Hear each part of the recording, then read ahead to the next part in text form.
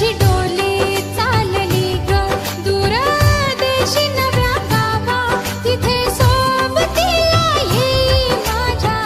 स्वप्नांचा रावा तिथल्या चौकटीत शोधीन माझे नवेसे आभाळ तिथले ऊन पाऊस भरतील माझी ओंजळ स्वप्न राही मागे आता व्यथा सतत उरात नव्या